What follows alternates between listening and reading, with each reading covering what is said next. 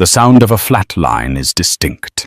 It is a monotonal scream that announces God has left the room.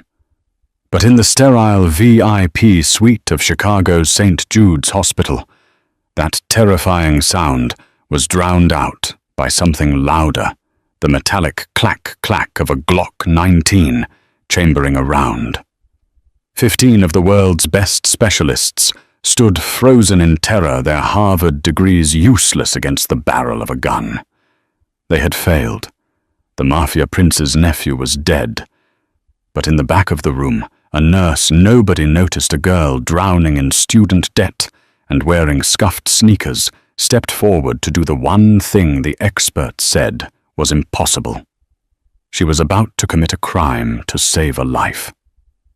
The air in the private wing of St. Jude's Hospital didn't smell like antiseptic. It smelled of expensive leather fear and the distinct coppery scent of impending violence. This wasn't a hospital room, it was a fortress. The entire fourth floor had been cleared out. Security guards with earpieces and bulging suit jackets lined the corridors, their eyes darting at every nurse who walked by with a tray of medication. Inside Suite 404. The atmosphere was suffocating. Dominic Moretti stood by the window staring out at the Chicago skyline, which was currently being battered by a relentless October rain. He wore a charcoal three-piece suit that cost more than most people's cars, tailored to hide the shoulder holster beneath his left arm. He was 32, with the kind of face that stopped traffic. Sharp jawline, heavy brows, and eyes the color of burnt espresso. But right now, he looked like a man watching his world crumble. Behind him, the room was a chaotic symphony of medical alarms.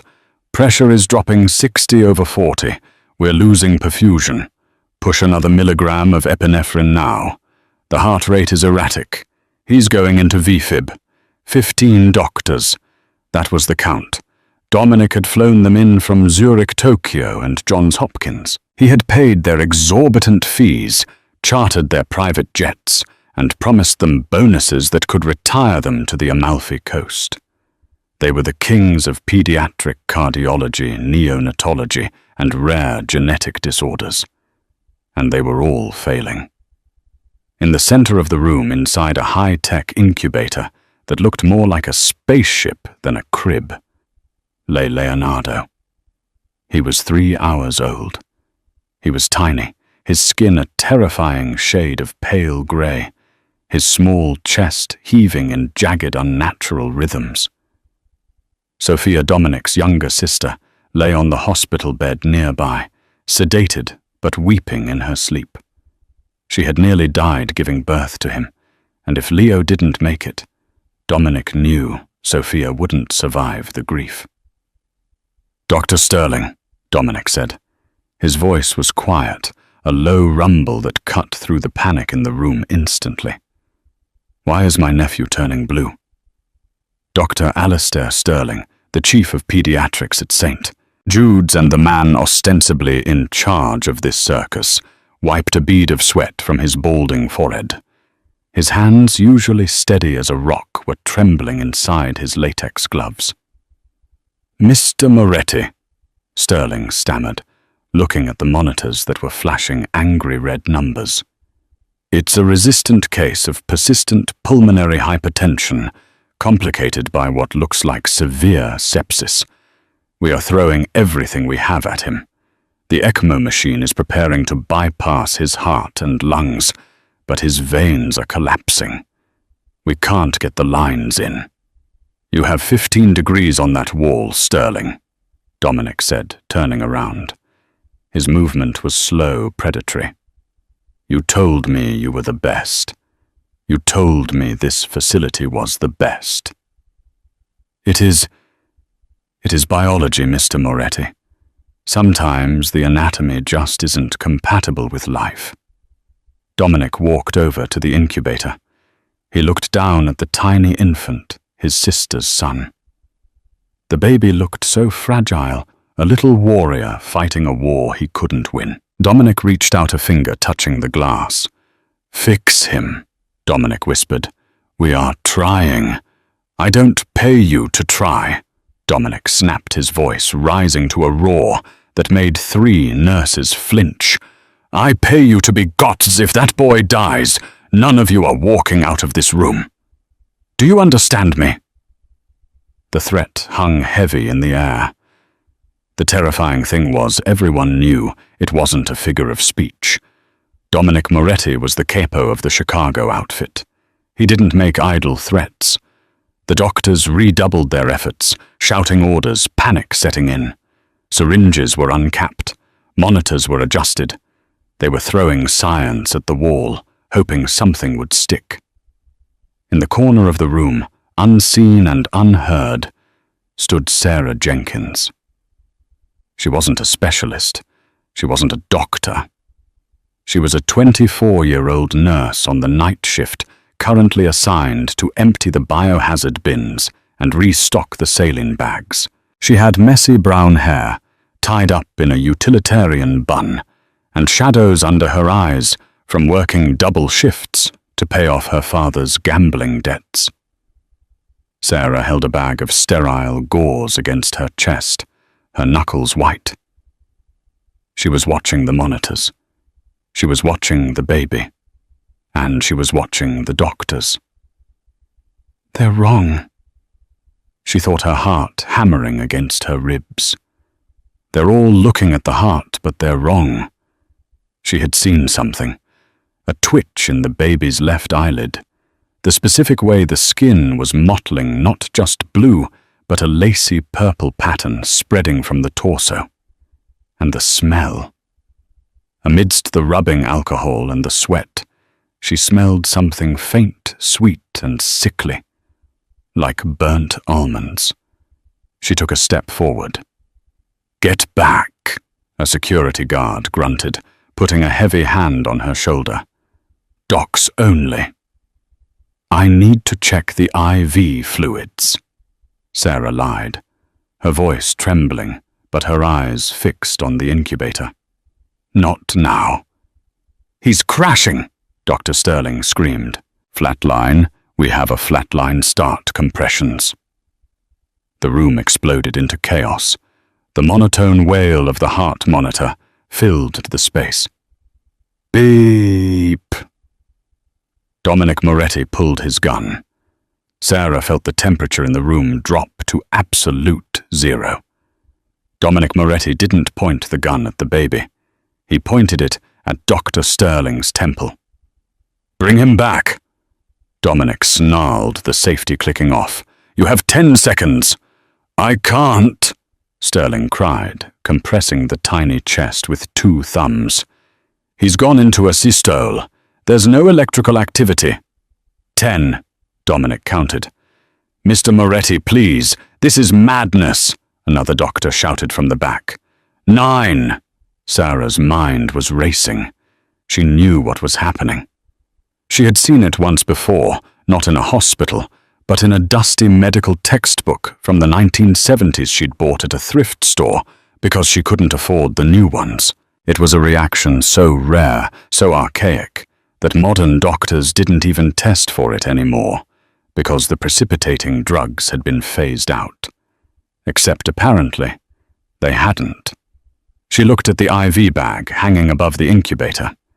It was labeled Oxypent, a new ultra-expensive synthetic sedative that the VIP doctors loved because it cleared the system fast. But the baby wasn't reacting to the sedative. He was reacting to the preservative in the plastic tubing interacting with the drug. It was creating a chemical lock in the baby's nervous system. It wasn't heart failure. It was neuroparalytic shock. The doctors were treating a heart attack. They were pushing epinephrine. Epinephrine would accelerate the paralysis and kill him instantly. 8, Dominic said. His finger tightened on the trigger. Sarah looked at the guard. He was distracted by the gun. She looked at the crash cart. If she spoke up, they would throw her out or shoot her. She was a nobody, a nurse with a nursing degree from a community college and a bank account in the negative. These were Ivy League men. They wouldn't listen. But if I don't do anything, the baby dies. And then the doctor dies. And then Dominic Moretti goes to prison, and Sophia loses everything. She didn't make a conscious decision. Her body just moved. 7. Sarah dropped the gauze. She lunged past the security guard, ducking under his arm as he reached for her. "Hey!" the guard shouted. She sprinted toward the incubator. 6! "Get her out of here!" Dr. Sterling screamed, not stopping his compressions. Sarah didn't aim for the baby. She aimed for the wall, specifically the power strip that powered the ventilator and the infusion pumps. 5. She grabbed the thick black cord of the life support machine. "Don't touch that!" a nurse shrieked. Sarah yanked the cord with all her strength. The machines died. The ventilator stopped hissing. The infusion pump went dark. The room plunged into a sudden, shocking silence, save for the ambient rain against the window. 4. Dominic stopped counting. He swung the gun toward Sarah. "What did you do?" he roared. "You just killed him." Sarah didn't look at the gun. She scrambled to the incubator, shoved Dr. Sterling aside with a strength she didn't know she possessed. "Move!" and reached into the plastic box. "Shoot her!" Sterling yelled, stumbling back. She unplugged the life support. Dominic took 2 strides, the gun leveled at Sarah's head. "Get away from him! He's not dead!" Sarah screamed back, her voice cracking. She didn't look at Dominic. She looked at the baby. She grabbed the baby by his ankles, a shocking, rough movement, and flipped him upside down. "I said get away." Dominic cocked the hammer. "Shut up!" Sarah snapped. The room froze. Nobody told Dominic Moretti to shut up, not even the mayor. Sarah ignored the gun barrel that was now inches from her ear. She placed her fingers not on the baby's chest, but on the base of his spine right above the diaper line, and pressed hard, digging her thumb into a pressure point while simultaneously smacking the baby's back. "It's the tubing," Sarah yelled, breathless. "It's the preservative in the line. It's locking his diaphragm. The epinephrine is killing him. We have to flush it manually." She struck the baby's back again. Hard. "She's crazy," Sterling shouted. "Security, shoot her!" Dominic hesitated. He looked at the girl. She was shaking, sweat matting her hair to her forehead, but her hands were steady on the child. And in her eyes, he didn't see madness. He saw desperation. "Wait," Dominic said. Sarah ignored them all. She needed to shock the baby's system into rebooting. She needed to break the chemical lock. She did the unthinkable. She pinched the baby's skin hard enough to leave a bruise and blew a sharp puff of air directly into the baby's face, triggering the mammalian dive reflex. Then she squeezed the tiny chest not rhythmically, but in one violent, sustained compression. "Breathe, you little fighter," she whispered. "Come on, breathe." Nothing happened. The baby hung limp in her hands. "That's it," the guard said, stepping forward, reaching for his weapon. "Step away, miss." Dominic's face hardened. The hope vanished. He raised his gun again, his eyes cold and dead. "You wasted my time," he whispered. Then a sound, a wet, ragged gasp. It was quiet at first, like a kitten sneezing. Then a cough. Then a low, thin wail that grew louder and louder until it filled the silent room. "Well..." The baby's skin, previously grey, flushed a violent, angry pink. Sarah collapsed against the incubator, clutching the crying infant to her chest. She fell to her knees, sobbing, the baby wailing in her arms. The machines were still off. The doctors were frozen. Dominic lowered the gun. He looked at the crying baby. Then he looked at the nurse huddled on the floor, surrounded by million-dollar equipment she had just destroyed. "He's breathing," Dominic whispered, as if he couldn't believe the words. Sarah looked up, tears streaming down her face. "He was allergic to the plastic," she choked out. "The doctors, they were poisoning him." The silence that followed the baby's cry was heavier than the panic that had preceded it. For 10 seconds, the only sound was Leonardo's healthy, furious screaming. It was the most beautiful sound Dominic Moretti had ever heard. Dr. Sterling was the first to recover. His face, previously pale with fear, now flushed with indignation and embarrassment. He adjusted his glasses, stepping forward to regain control of his domain. "Give me the patient," Sterling demanded, reaching for the baby. "You have compromised the sterile field. You have likely introduced bacteria into a critically ill neonate. Security arrest this woman for assault and endangerment." Sarah shrank back, holding Leo tighter. She was trembling violently now that the adrenaline was fading. The reality of what she had done, assaulting a chief of medicine, destroying equipment, yelling at a mafia boss, was crashing down on her. "No," Sarah whispered. "Don't put him back on the machine. The tubing, it's the tubing." "Nonsense," Sterling barked. "That is medical grade PVC. It is the standard for billionaires and kings. You are a delusional nurse who got lucky with a manual stimulation. Hand him over." 2 security guards stepped forward, their hands reaching for Sarah's arms to haul her up. "Don't touch her!" The voice came from the window. Low, lethal. Dominic Moretti walked toward the center of the room. He didn't look at the doctors. He didn't look at the guards. His eyes were locked on Sarah. He stopped 2 feet in front of her. He towered over her kneeling form. The smell of his cologne, sandalwood, and gunpowder filled Sarah's nose. He reached down. Sarah flinched, expecting a strike. Instead, Dominic gently placed his hand under the baby's head, supporting it. He looked at the color returning to Leo's cheeks. He looked at the rise and fall of the tiny chest, unassisted by machines. "You said they were poisoning him," Dominic said. "It wasn't a question." "I think so," Sarah stammered. "It's a rare reaction. Diethylhexyl phthalate leaching. It mimics sepsis, but causes paralysis. I saw the rash, the purple lace pattern." Dominic looked up at Sterling. "Did you see a rash, doctor?" Sterling swallowed hard. "The patient had mottling, which is consistent with sepsis. Did you see it?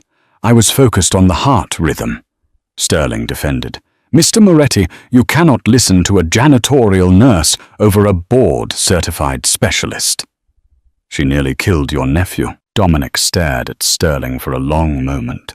Then he looked back down at Sarah. "What is your name?" "Sarah," she whispered. "Sarah Jenkins." "Sarah Jenkins," Dominic repeated, testing the weight of the name on his tongue. "Stand up." Sarah struggled to her feet, her legs wobbling. She offered the baby to Dominic. "No," Dominic said. "You hold him. You're the only one who seems to know how to keep him alive." He turned to the head of his security detail, a scarred giant named Matteo. "Matteo." "Boss, clear the room." "Which one's boss?" "All of them," Dominic said, sweeping his hand toward the 15 specialists. "Get them out of my sight. If they are still in this hospital in 10 minutes, throw them off the roof." "Mr. Moretti," Sterling gasped. "You can't be serious. The baby needs monitoring. He needed a doctor." Dominic cut him off, his voice ice cold. He got 15, and they watched him die. This girl. He gestured to Sarah. She brought him back from the dead with her bare hands. Dominic stepped closer to Sterling, invading his personal space until their noses almost touched. Send your bill to my office, Sterling. If it's more than $1, I'll burn your practice to the ground. Now get out. The doctors fled. It was a stampede of white coats and expensive shoes. Within 60 seconds, the room was empty, except for Dominic Matteo, the sleeping Sophia, the baby, and Sarah. Sarah felt dizzy. She was holding the heir to the Moretti crime family, and the most dangerous man in Chicago was looking at her like she was a riddle he intended to solve. I should put him in a bassinet, Sarah said, her voice shaking. He needs warmth.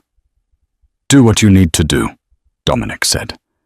He sat down in the leather chair next to his sister's bed, finally holstering his gun. He looked exhausted. Sarah found a standard hospital bassinet in the corner one, without the fancy tubing. She swaddled Leo tightly in warm blankets. She checked his pulse manually. It was strong. He's okay, she said softly. He's really okay. She turned to leave. I have to go.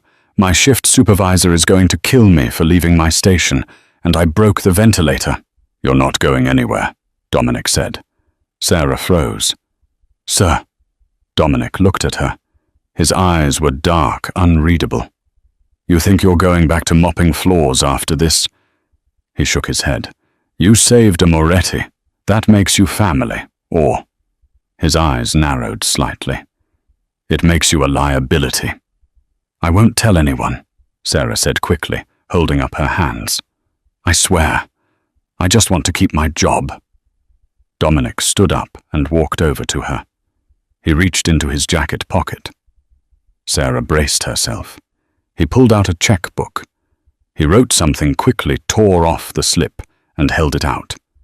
Sarah looked at it. It was a check for $50,000. This is for tonight, Dominic said. Consider it a down payment. I can't take this, Sarah said. Take it, Dominic commanded. Because you're fired. What? Sarah's heart dropped. Please, no. I need this job. My dad, You're fired from St. Jude's, Dominic corrected. Because as of this moment, you work for me. Sarah stared at him. I don't understand.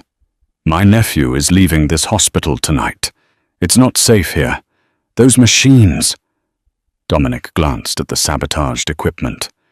You said the tubing was the problem, but we use that equipment all over the world. It's never happened before. Dominic's expression darkened. Someone wanted Leo dead. Someone tampered with that machine, and those 15 idiots were too arrogant to see it. He looked Sarah dead in the eye. You saw it. You have eyes that work. So you're coming with us. Coming with you where? Sarah asked, panic rising. To the estate, Dominic said. You are going to be Leo's private nurse, 24 hours a day. You live with us. You eat with us. You breathe when we breathe. And if I refuse? Sarah asked, showing a spark of defiance that surprised even her. Dominic smirked. It was the first time he had smiled all night. It made him look devastatingly handsome. You just walked past a gun to save a baby. You don't know Sarah Jenkins. You're not the kind of person who walks away. He turned to Matteo. Pack Sophia's things. We leave in 5 minutes. Dominic turned back to Sarah. Welcome to the family, Sarah. Try to survive the night. The armored convoy moved like a funeral procession down Lakeshore Drive, cutting through the heavy Chicago rain. Sarah sat in the back of the lead SUV, a massive Cadillac Escalade with tinted windows thick enough to stop a sniper round. She held Leo in her arms.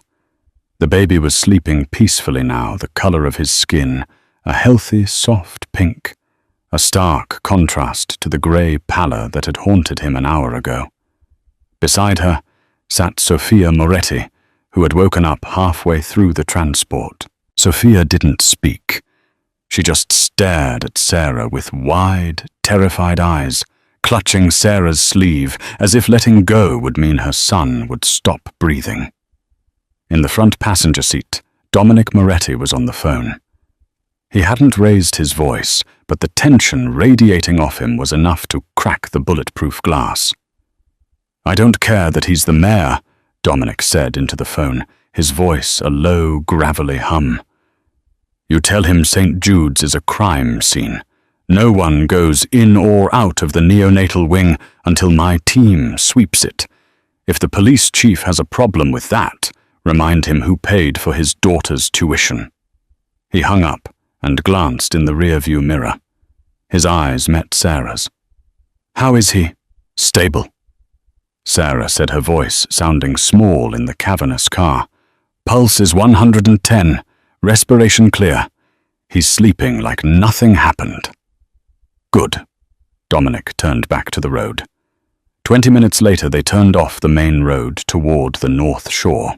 The iron gates of the Moretti estate swung open, revealing a sprawling limestone mansion that looked more like a European castle than a home. Floodlights cut through the storm, illuminating armed guards patrolling the perimeter with Rottweilers. As the car stopped, the door was wrenched open by Matteo. "Welcome home, boss. The perimeter is secure." Dominic stepped out, buttoning his jacket. He turned and offered a hand to Sarah. She hesitated, looking at his large, calloused hand, a hand that had held a gun to her head less than 2 hours ago. "I don't bite, Sarah," Dominic said dryly, "unless I have to." She took his hand. It was warm and firm. He helped her down his grip, lingering for a second too long as he ensured she had her footing on the wet pavement. Inside the house was a museum of wealth, marble floors, crystal chandeliers, and oil paintings that Sarah recognized from art history textbooks. But it felt cold, empty. "Take them to the East Wing," Dominic ordered a maid who appeared from the shadows. "Prepare the nursery, and get Miss Jenkins anything she needs. Clothes, food, phone chargers." "I need my scrubs," Sarah said. "I can't work in this." She gestured to her damp, wrinkled uniform. "Your clothes are being burned," Dominic said calmly. "You're not a hospital nurse anymore. You don't wear scrubs. The maid will bring you something appropriate." "Burned," Sarah blinked. "But my keys, my bus pass." Dominic stepped close to her, his voice dropping so Sophia wouldn't hear. "You are a ghost now, Sarah. The people who tried to kill my nephew, they are still out there. If they find out a nurse saved him, they will come for you to finish the job. You have no keys, you have no bus pass, you have no address other than this one. Do you understand?" A chill that had nothing to do with the air conditioning ran down Sarah's spine. She realized then that the $50,000 check wasn't a bonus. It was hush money combined with danger pay. "Yes," she whispered. "Good. Go upstairs. Keep him alive." Dominic turned and walked toward the library, shouting for Matteo. "Get me the security tapes from the hospital, frame by frame. I want to know who touched that incubator before we arrived." Sarah watched him go. She was trapped in a palace with a target on her back. 3 days passed. Life at the Moretti estate was a bizarre mix of extreme luxury and high-stakes prison. Sarah's room was larger than her entire apartment. The nursery was a suite filled with toys Leo wouldn't be able to use for years. Sarah fell into a routine. She fed Leo, changed him, monitored his vitals, and slept on a cot she dragged next to his crib, refusing the plush bed in the adjoining room. Every time the baby sighed, Sarah was awake, hand on his chest. She saw Dominic rarely. He was a phantom moving through the house at odd hours. But she felt his presence. The staff whispered when he was near. The temperature seemed to change. On the fourth night, a storm was battering the windows. Leo was fussy, his little stomach upset from the formula change. Sarah was walking him around the nursery, humming a low, off-key lullaby. She remembered her mother singing, "Hush now, don't you cry. Mama's gonna buy you a mockingbird." "You're off-key." Sarah spun around. Dominic was leaning against the doorframe. He had discarded his suit jacket. His white dress shirt was unbuttoned at the collar, sleeves rolled up to reveal forearms corded with muscle and ink. He held a tumbler of amber liquid whiskey, neat. "I didn't hear you come in," Sarah said, her heart jumping. "I know. That's the point." Dominic walked into the room. He looked tired. The shadows under his eyes were deep. "How is the air?" "He's colicky," Sarah said, rocking Leo. "But his lungs are clear. No sign of the paralysis returning." Dominic nodded, looking at the baby. He took a sip of his drink. "You haven't slept in 3 days, Sarah." "I sleep when he sleeps. He sleeps 18 hours a day. You have bags under your eyes." "I'm fine," Sarah said defensively. "I'm doing my job." Dominic stepped closer. The scent of whiskey and expensive tobacco drifted off him. He reached out and touched Leo's cheek with the back of his finger. The baby turned his head toward the touch. "My sister. She's not doing well," Dominic said softly. "She's afraid to hold him. She thinks she's cursed, that she brings death to the men in her life." Sarah knew the story by now. Sophia's husband, a lieutenant in the organization, had been gunned down 2 months ago. "She's traumatized," Sarah said. "She almost lost him. Give her time." "We don't have time," Dominic muttered. He looked at Sarah. "I found out who tampered with the machine." The air in the room grew heavy. "Who?" Sarah asked. "A technician at the hospital. He had gambling debts, massive ones. Someone paid them off in exchange for him swapping the medical-grade tubing with industrial piping treated with high-grade latex preservatives. It was designed to look like natural organ failure." "Did you go to the police?" Sarah asked, though she knew the answer. Dominic laughed. It was a dark, humorless sound. "The police number 1 went to the technician." He took another sip of whiskey. "He won't be tampering with machines anymore." Sarah hugged Leo tighter. She was standing next to a murderer. She knew that. But when she looked at Dominic, she didn't see a monster. She saw a man who was carrying the weight of a crumbling empire on his shoulders. "Who paid him?" Sarah asked. "He didn't know." Dominic admitted frustration leaking into his voice. "It was a blind drop, but he said the contact used a specific phrase. 'The eagle flies at midnight.'" Sarah frowned. "That sounds cinematic." "It's a code," Dominic said. "Old school. Sicilian. It hasn't been used in Chicago since the 90s. He looked at Sarah, his gaze intense. "You're safe here, Sarah. I have doubled the guard. No one gets to you or the boy."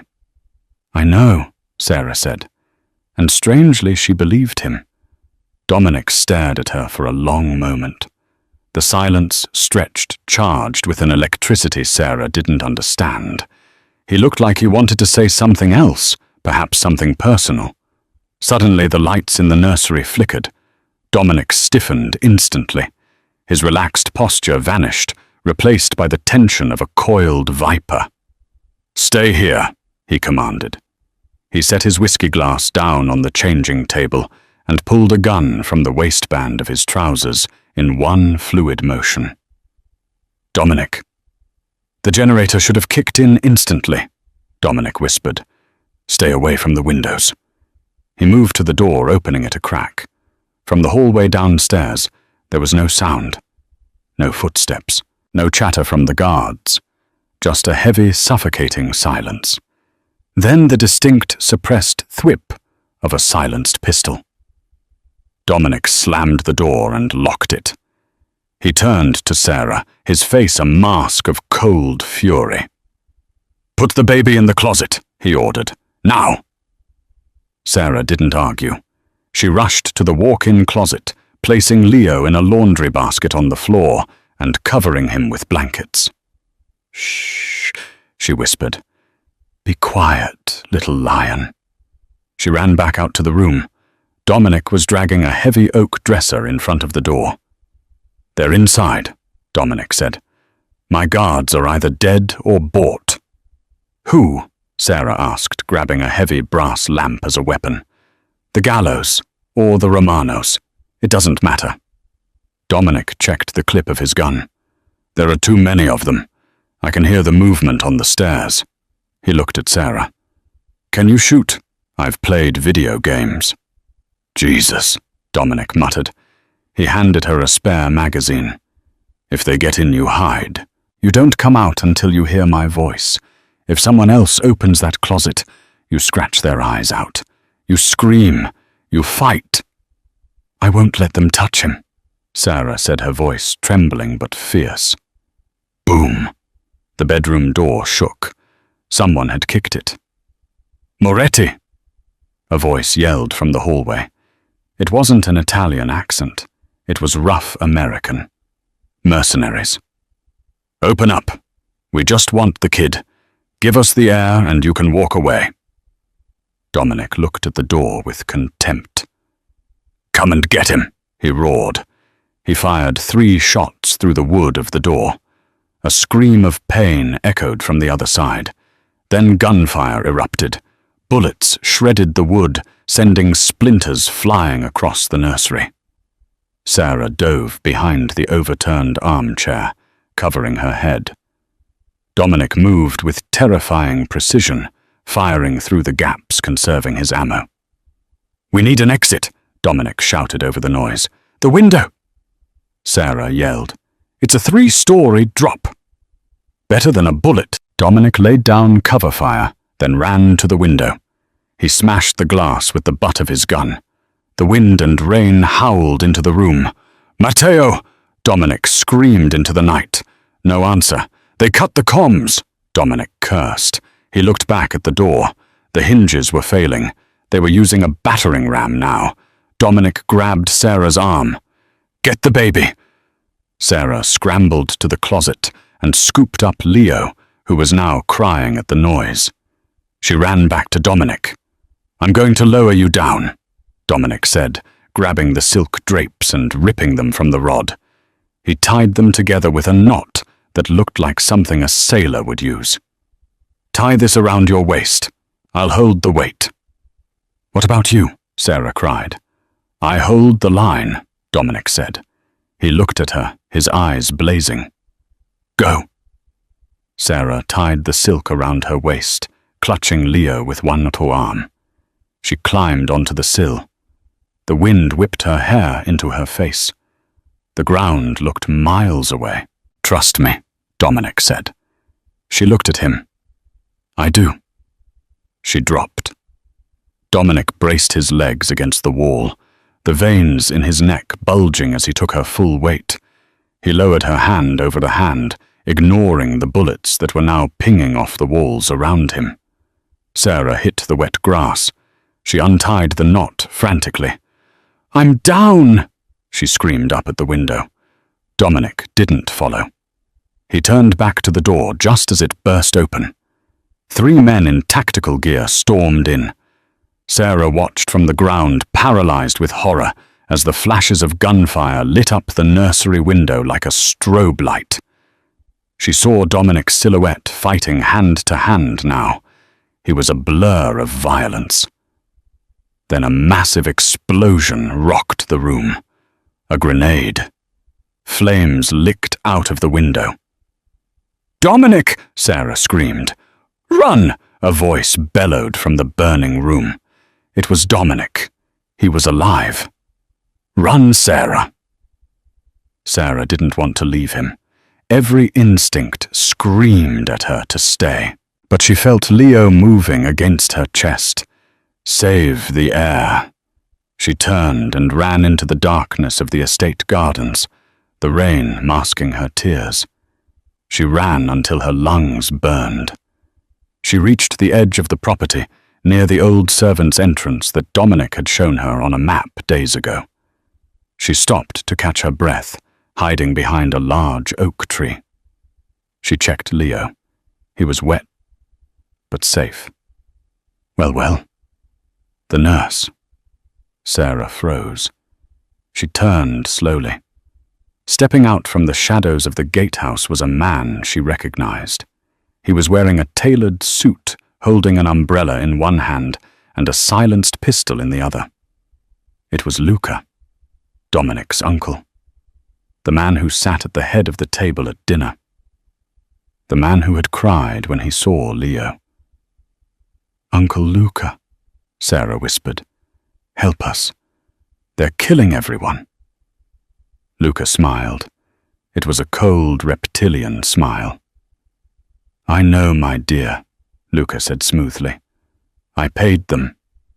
Sarah's blood ran cold. "Why?" she gasped, stepping back. "Dominic is weak," Luca said, checking his manicure. "He cares too much about family, about honor. He's bad for business. And that baby is the only thing stopping me from being the head of this family. If Leo dies, the line of succession falls to me." He raised the gun, aiming it at the bundle in Sarah's arms. "You're a brave girl," Luca said, "but your shift is over." Sarah looked around. No guards, no Dominic, just the rain and the barrel of a gun. She had nowhere to run. Luca tightened his finger on the trigger. Click. A metallic sound echoed from the darkness behind Luca. "You should have checked the safety, Uncle." Luca spun around.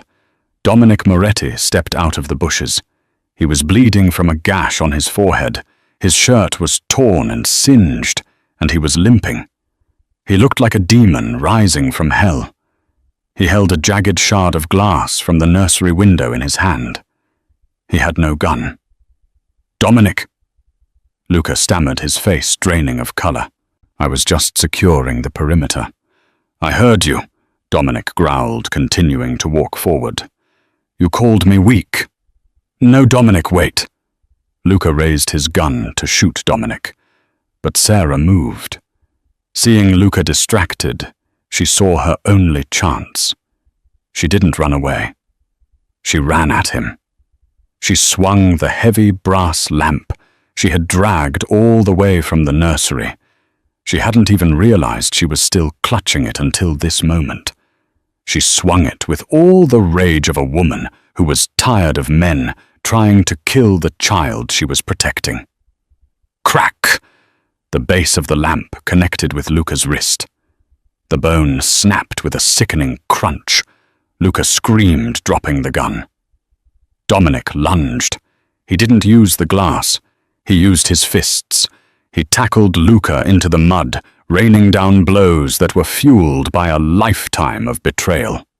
"You sold us out," Dominic roared, landing a punch that shattered Luca's nose. "To the gallows! For what? Money, power, for respect." Luca spat blood, laughing maniacally. "You're soft, Dominic. You let a nurse run your house." Dominic stood up, breathing heavily. He looked down at his uncle, a broken heap in the mud. "You're right," Dominic said. "I am soft, because I'm going to let you live long enough to tell me where the rest of your rats are hiding." Matteo and 3 other loyal guards finally emerged from the darkness, running toward them. They had regained control of the house. "Take him to the basement," Dominic ordered, pointing at Luca, "and don't let him die. Not yet." Dominic turned to Sarah. She was standing in the rain, still holding the lamp in one hand and the baby in the other. She was shaking uncontrollably. Dominic walked over to her. He didn't say a word. He just wrapped his arms around her and the baby, pulling them into his chest. He buried his face in her wet hair. "You stayed," he whispered into her ear. "You didn't run." "I hit him with a lamp," Sarah sobbed, the adrenaline crashing. Dominic pulled back slightly, looking at her face. He wiped a smudge of soot from her cheek with his thumb. "Remind me never to make you angry, Sarah Jenkins." For the first time since the hospital amidst the rain and the blood, Dominic leaned down and pressed his lips to her forehead. It wasn't a kiss of passion, but a kiss of reverence. "Let's go inside," he said. "We have a family to rebuild." The stitching. The adrenaline crash was worse than the fear. 2 hours after the attack, the Moretti estate was a hive of controlled chaos. Cleanup crews were already scrubbing blood from the foyer marble. Glaziers were measuring the broken windows. The bodies of the mercenaries had vanished, taken away in unmarked vans to the marshlands of Indiana. In the master bathroom, however, it was quiet. Dominic sat on the edge of the tub, his shirt removed, revealing a torso that was a map of old violent scars from knives, bullets, and wire. But tonight, there was a fresh cut, a jagged gash on his shoulder from the exploding glass. Sarah stood between his legs, a suture kit open on the counter. She wasn't shaking anymore. The nurse had returned. "This is going to sting," she said, threading the needle. "I don't have lidocaine."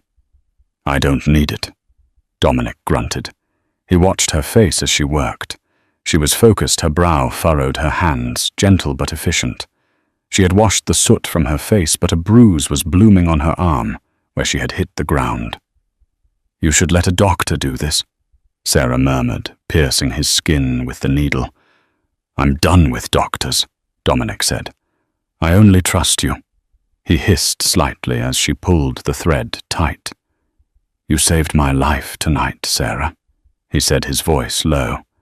"And you saved Leo. Again. I did what I had to do." "No." Dominic caught her hand, stopping her. "Most people would have run. You had an open field. You could have disappeared. Why didn't you?" Sarah looked down at him. The distance between them was non-existent. She could feel the heat radiating off his skin. "Because," she whispered, realizing the truth as she said it, "I didn't want to live in a world where you didn't exist." Dominic's eyes darkened. The air in the bathroom shifted, becoming thick and heavy. He reached up his hand, cupping the back of her neck, his thumb tracing the pulse point below her jaw. "You entered a war zone for me," he said. "You understand what that means. In my world, blood binds you. You aren't just an employee anymore. You aren't just a guest." "What am I?" Sarah asked, her breath hitching. Dominic stood up, ignoring the fresh stitches. He towered over her, consuming her space. "You're mine," he said. He kissed her. It wasn't gentle. It was possessive acclaiming. It tasted of whiskey and survival. Sarah melted into him, her hands finding perchance on his bare shoulders. For a moment, the mafia boss and the poor nurse ceased to exist. There was only a man and a woman who had looked death in the face and chosen each other. When they broke apart, breathless, Dominic pressed his forehead against hers.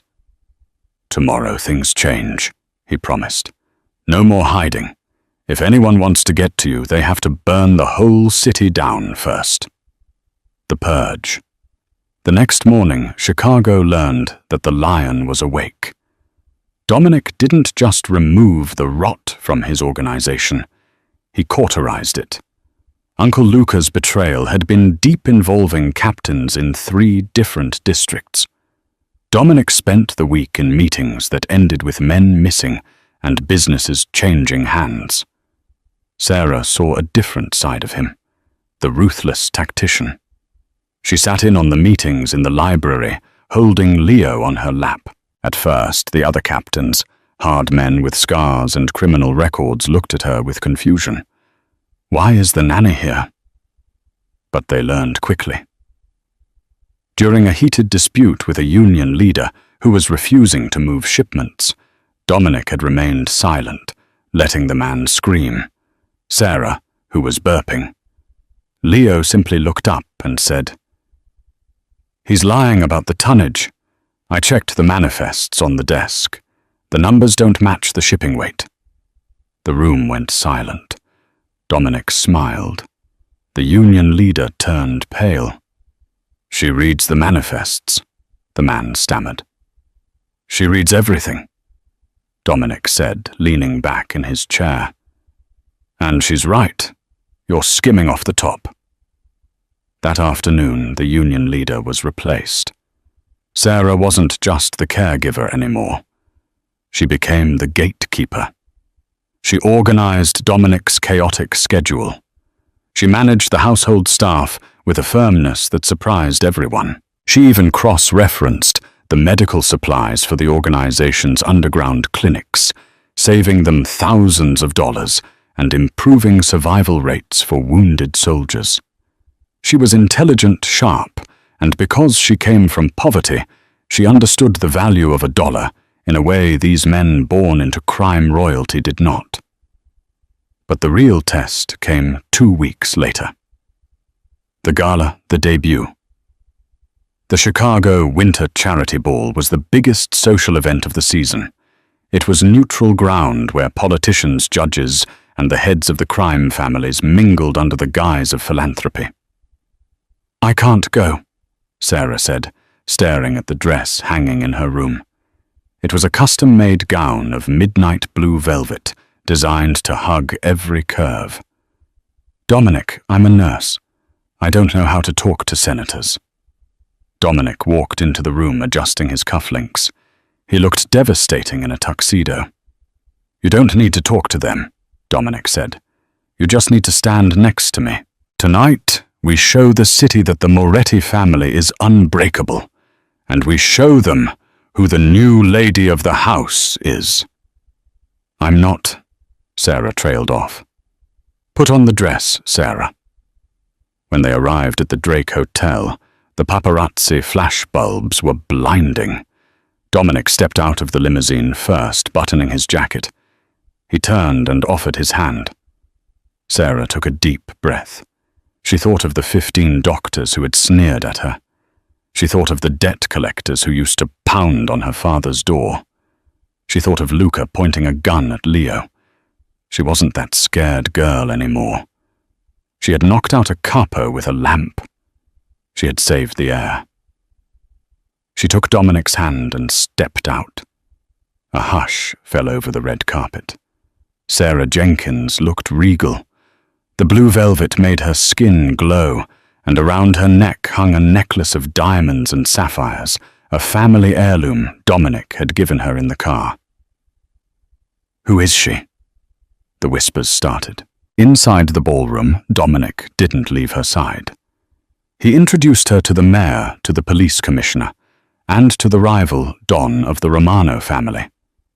"This is Isra," Dominic introduced her simply. "Not my nurse, not my girlfriend, just Sarah." The implication was clear. "She is my equal." Halfway through the night, Dr. Alistair Sterling appeared.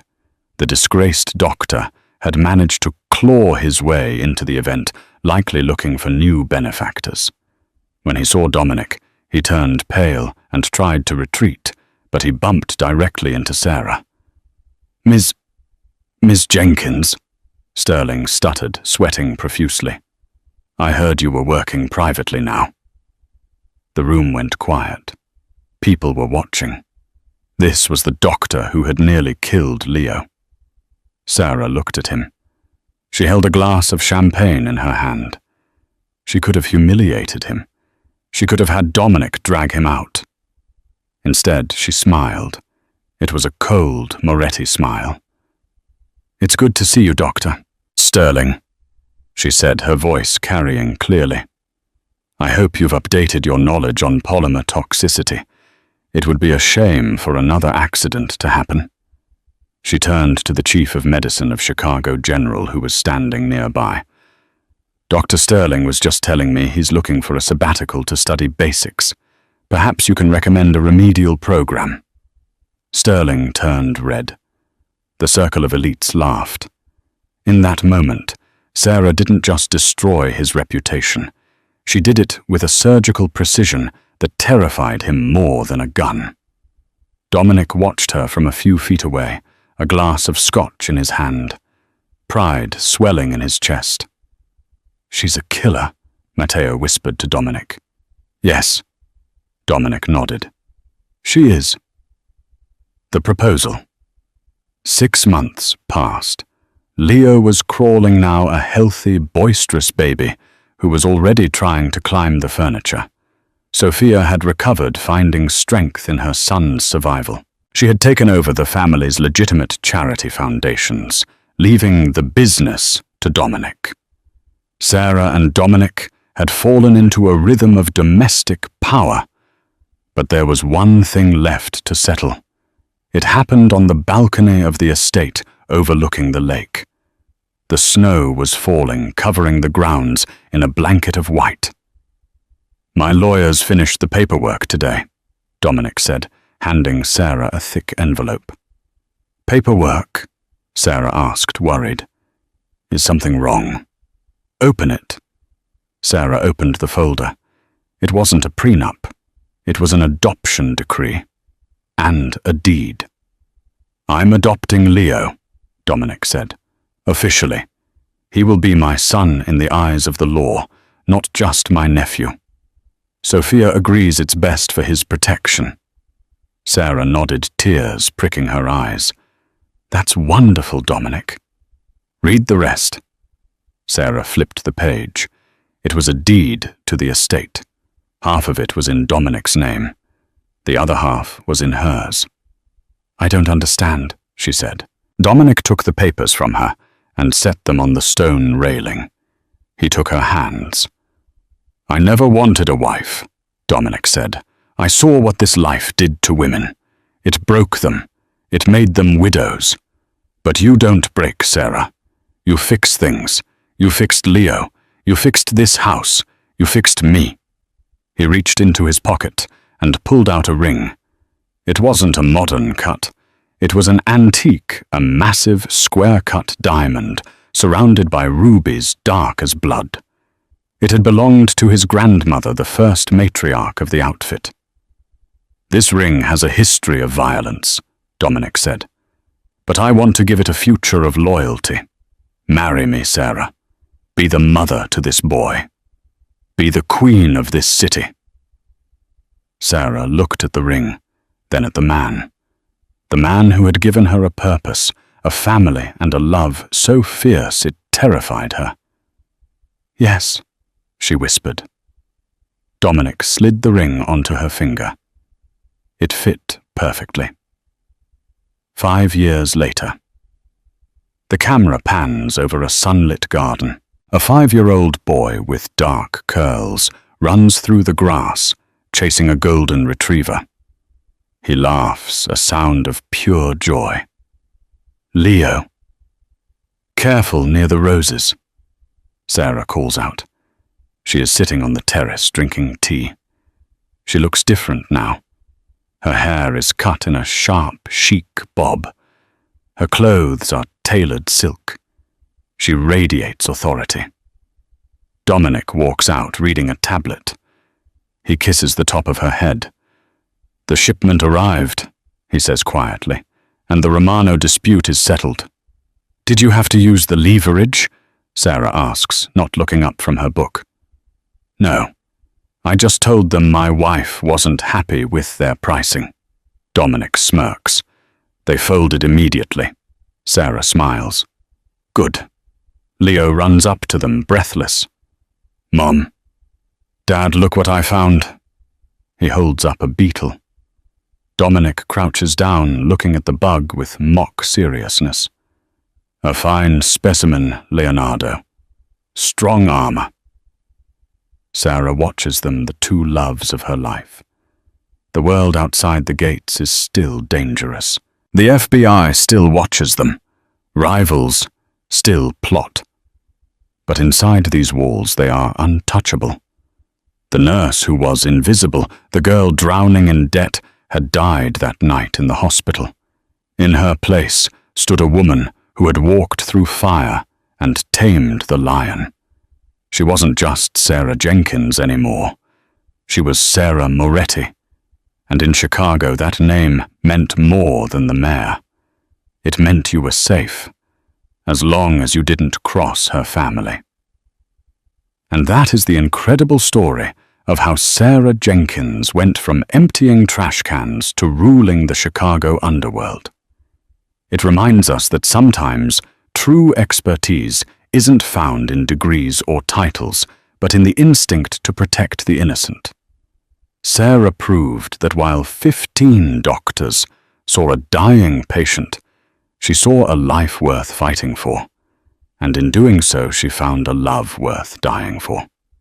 The doctors treated the chart, the nurse treated the child, and Dominic Moretti.